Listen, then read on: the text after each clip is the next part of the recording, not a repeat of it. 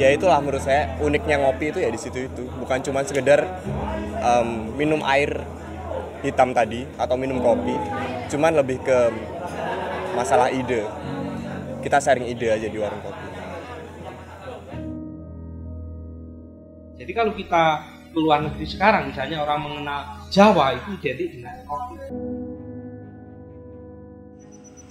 Nggak ada, pokoknya tergantung cuaca. Kalau cuacanya itu waktu pembungaan itu panas sepol, ya nggak jadi, gosok. Kalau misalnya pembungaan itu hujan tiap hari, ya rontok, nggak jadi. Makanya kita tergantung yang di atas, sudah cuaca itu yang menentukan panen enggaknya kopi. Minuman kopi itu bahkan sudah dijadikan sebagai sesuatu yang maskulin. Ada satu introduksi yang coba kami lakukan ke teman-teman Sidomulyo adalah bagaimana mereka mampu mengembangkan kopinya menjadi kopi pola basah. Setelah kita rekap semuanya, kopilah yang persediaannya yang paling cepat habis di sini, Mas. Itu. Karena terbiasa dengan perasaan seperti itu setelah minum kopi, itu akan menyebabkan kita ingin minum kopi lagi untuk mendapatkan sensasi seperti itu. Terutama dengan dukungan dari Puslit Kakao, terus petani-petani yang di bawah bimbingan mereka, terus juga ada mungkin PTPN juga ada di sini. Cuman kecenderungan untuk kita mengkonsumsi produknya mereka itu kecil gitu. Warung kopi di pinggir-pinggir jalan itu buka sepanjang malam. Dan kenapa orang suka di warung kopi? Karena peminumnya atau para penikmat kopinya tidak pernah merasa terusir dari warung kopi itu.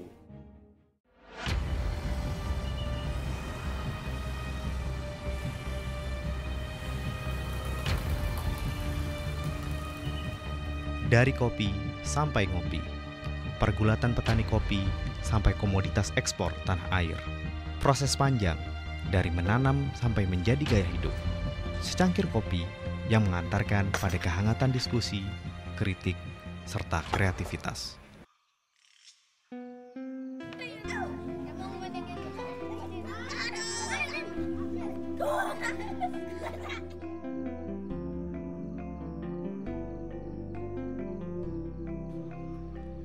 Sebagai kabupaten yang berbasis perkebunan, Jember merupakan wilayah yang dilingkupi oleh pegunungan. Di lereng-lerengnya, petani kopi sibuk mengolah lahannya dengan pendampingan dan kepedulian dari berbagai pihak.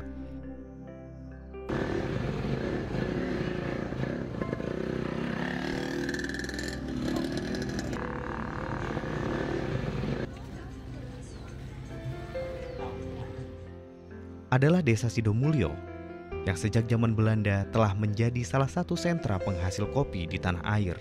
Desa yang berada di wilayah paling timur Kabupaten Jember ini berada di ketinggian 500 meter di atas permukaan laut. Dengan area seluas 4.993 hektar, disinilah kopi-kopi terbaik itu dihasilkan. Perkebunan itu berkembang karena adanya penjajahan Belanda. Salah satu perkebunan yang sekarang sangat berperan dalam perekonomian adalah perkebunan kopi. Otomatis menjadi bagian daripada perkembangan kopi sendiri itu, karena memang Jember salah satu produsen yang cukup besar, yaitu di mana PTP 12 penanamannya juga di wilayah sebagian utamanya daerah tinggi. Pada masa penjajah Belanda itu juga ada perkebunan yang didirikan oleh swasta Belanda, yaitu ketika dilakukannya politik etis, di mana para partikulir dari Belanda itu bisa untuk mengusahakan perkebunan di Indonesia. Setelah kemerdekaan, perkebunan Belanda dinasionalisasi dan kemudian dikelola oleh PT Perkebunan Nusantara. Dan perkebunan swasta dari Belanda ini juga diteruskan oleh swasta-swasta pribumi. Setelah masa kemerdekaan juga berkembang perkebunan kopi rakyat. Nah, sejarahnya adalah para pekerja yang di perkebunan kemudian mengembangkan kopi itu di area-area sendiri. Di Jember sendiri kan dikenal ada dua, yang satu itu kopi milik perkebunan, yang satu kopi milik rakyat. Nah, banyak rakyat yang contohnya beberapa desa di pinggiran Jember itu terkenal karena mereka naik haji karena hasil dari kopi. Tetapi kalau kita melihat keseluruhannya, kalau misalnya para petani kopi penghasilannya lebih baik dari petani yang lain, itu masih asumsi. Perkembangan perkebunan kopi di Jember juga sangat terbantu dengan peran para peneliti dari dalam dan luar negeri. Perkebunan kopi di Sidomulyo misalnya merupakan area yang banyak mendapatkan pendampingan para peneliti dari Universitas Jember, termasuk pendirian koperasi khusus petani kopi. Itulah mengapa produsen kopi di daerah ini dapat menghasilkan kopi yang berkualitas dan kuantitas hasil panen yang maksimal. Solusi yang strategis adalah mereka harus memiliki lembaga yang mengangkat luar yang ada di masyarakat dan berbadan hukum.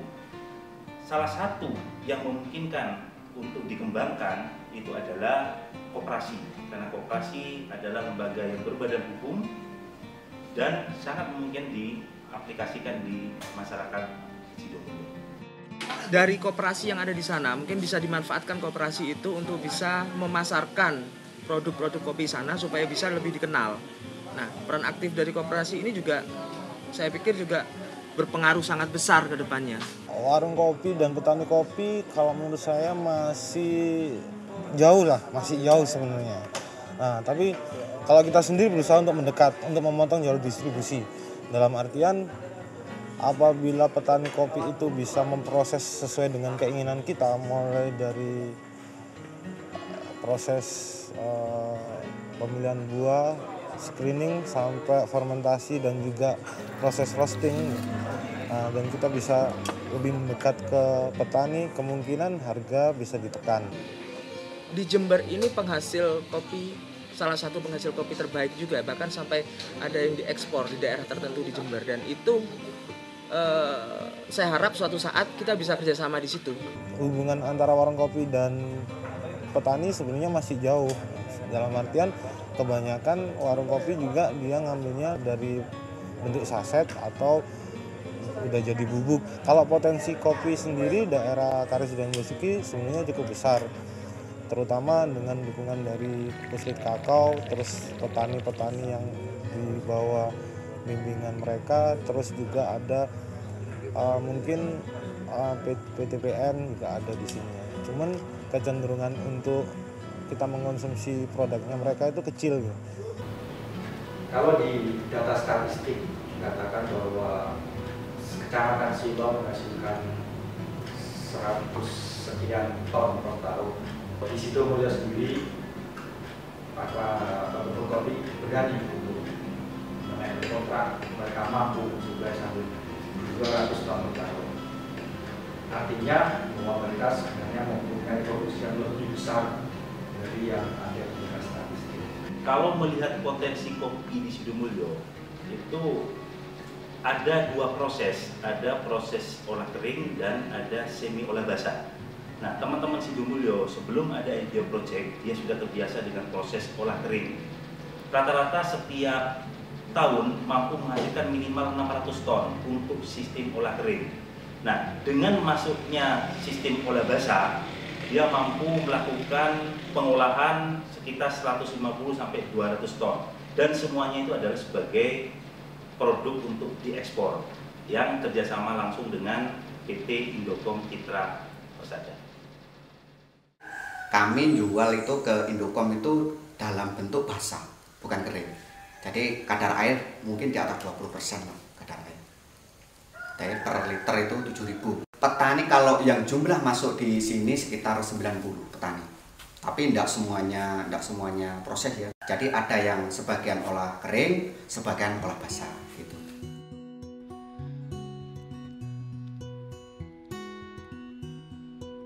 Sebelum kopi dapat dinikmati oleh para penikmat kopi, para petani harus berjuang selama 1 tahun masa produksi sambil menunggu saat panen tiba. Belum lagi proses pasca produksi, yaitu ketika mengolah dari biji kopi sampai menjadi serbuk kopi agar siap dikonsumsi oleh masyarakat.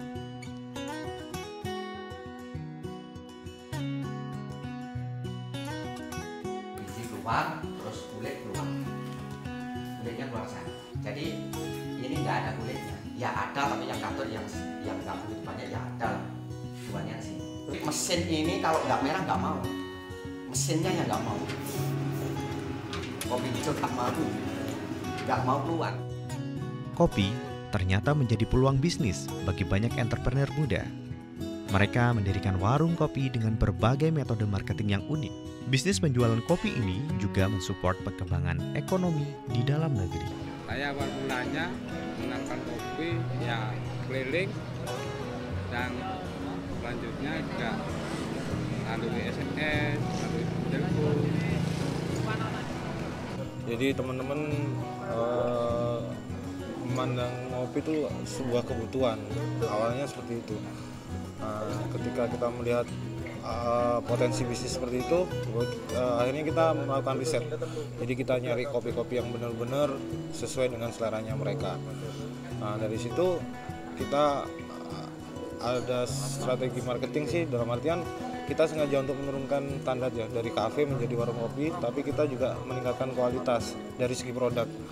Jadi kalau dulu awalnya kita kopi yang saset atau kopi yang biasanya ada di pasaran, tapi kita sekarang benar-benar riset cari kopi-kopi yang benar-benar kelasnya itu udah specialty, jadi kelasnya benar-benar udah premium. Ada wireless yang wifi itu, kemudian menawarkan macam-macam lah ya. Sekarang ini mau nonton bareng ada di warung kopi, nonton sepak bola ada di warung kopi, nonton film di warung kopi. Kemudian untuk mencari peluang-peluang yang bernuansa ekonomis, mereka ada enggak jual beli mobil, jual beli sepeda motor, jual beli rumah, semua bisa dicari di warung kopi sekarang ini. Omset kami bagus untuk penjualan kopi. Normal, maksudnya dalam artian kita tidak pernah dalam hal omset kita untuk kopinya sendiri kita anjlok turun, nggak pernah. Rata-rata kita standar terus dan itu bisa terus naik seiring berjalannya waktu, seiring berjalannya umur kita di sini. Kedai ini maksudnya itu bisa terus bertambah omsetnya. Saya itu jual kopi keliling sejak tahun 2008 sampai 2010 itu saya mancar, naik sepeda mancar. 2011 saya masih sepeda Yamaha 80 dan 2011 itu langsung sepeda ini. Ketika petani kopi telah bisa memanen kopi terbaik, para penikmat kopi juga ingin mencicipi cita rasanya. Mereka datang ke warung-warung kopi dari yang tradisional sampai gerai kopi modern.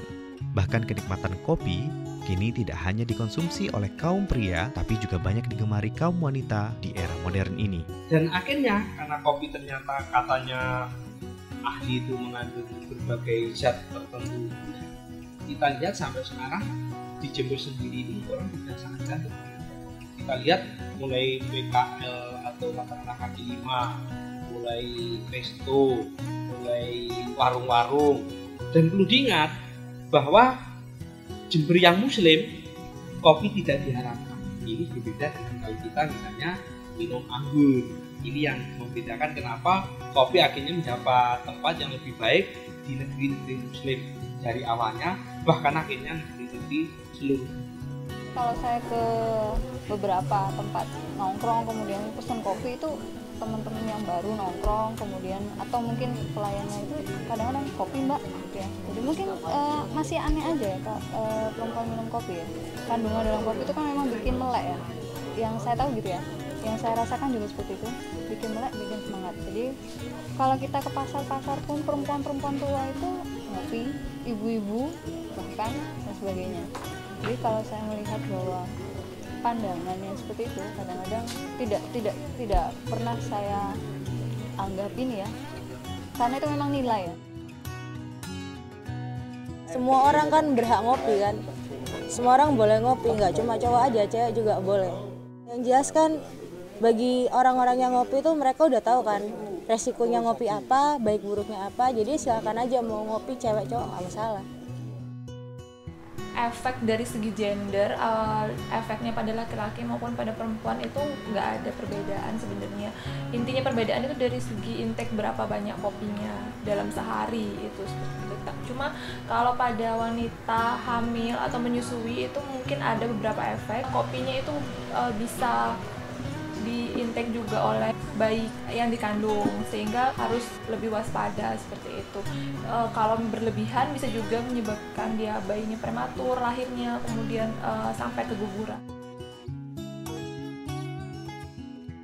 Dan baru-baru ini kalau kita melihat perkembangan utamanya di mall atau di tempat-tempat yang katakanlah ngopinya itu bukan ngopi klasik ya, di mana kopi hitam nyelok ya seperti kita ada kopi, ada tahu, ada gedang goreng, ada rokoknya. Lah ini milik laki-laki. Tapi kalau kita melihat di mall atau di resto ataupun mungkin di seperti Starbucks atau mungkin kita melihat yang ada di gerai-gerai yang namanya cukup elit atau resto cukup terkenal, ternyata ada wanita yang mau mengambil kopi sebagai minum. Kopi sudah menjadi lifestyle, sudah menjadi gaya hidup. Ya, kopi sudah menjadi gaya hidup. Anak-anak muda, komunitas muda berkumpul di kedai kopi atau di warung kopi untuk membahas segala macam persoalan. Walau apakah itu fenomena sosial atau fenomena politik, apakah organisasi mereka, apakah langkah-langkah mereka ke depan, itu sangat luar biasa. Kenikmatan kopi rupanya memang tidak lagi didominasi oleh kalangan tertentu, meskipun banyak perdebatan akan efek meminum kopi.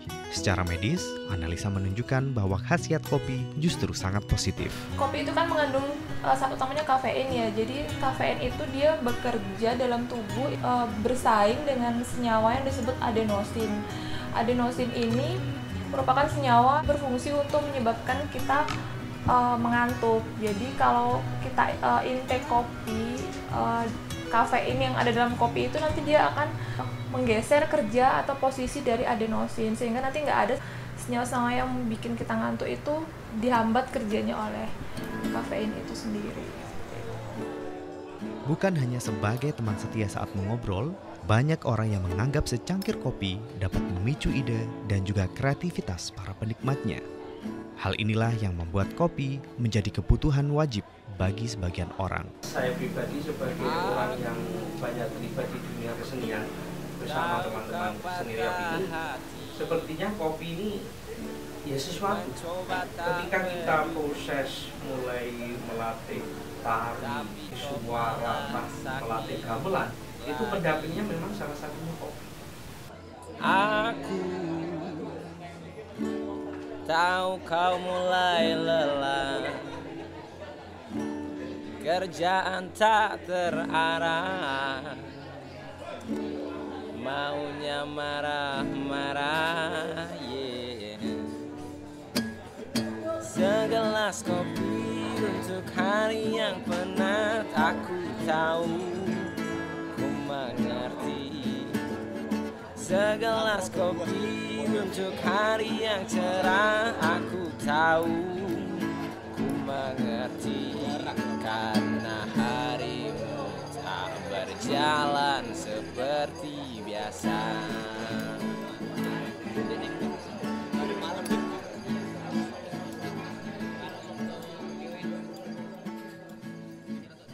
Mostly aku orangnya adalah penyuka kopi, jadi kapanpun dimanapun kalau misalnya ada kesempatan buat ngopi pasti ngopi sebenarnya.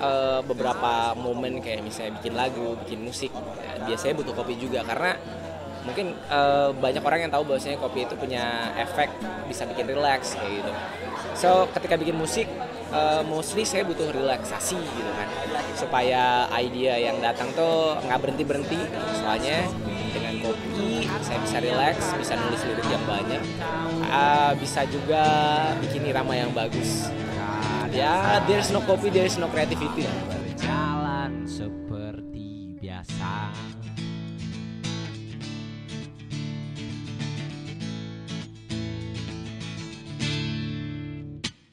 Jadi saya tuh selalu membiasakan untuk pergi ke warung kopi ketika pertama kali datang ke suatu kota atau daerah.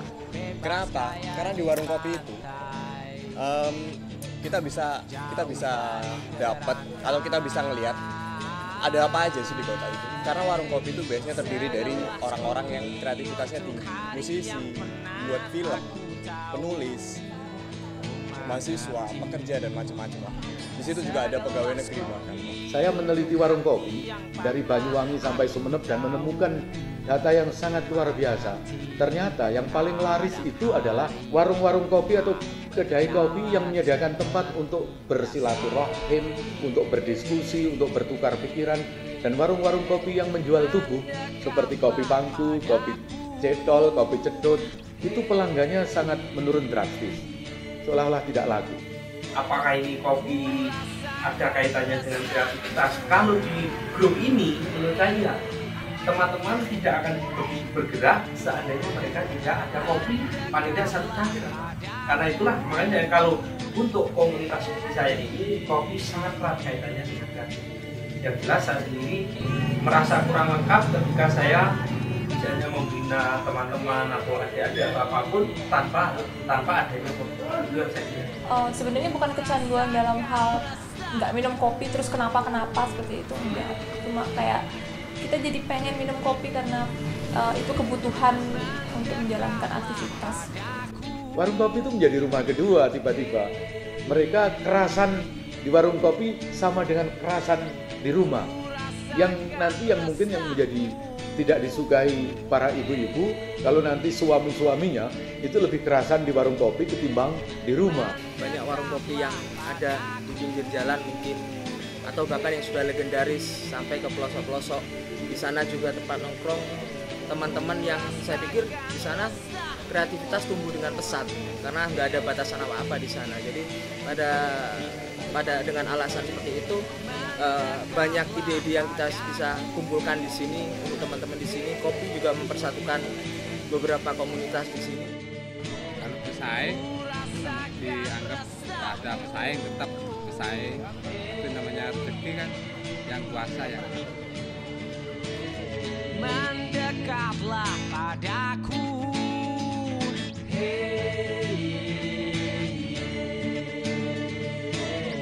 ku rasakan resahmu,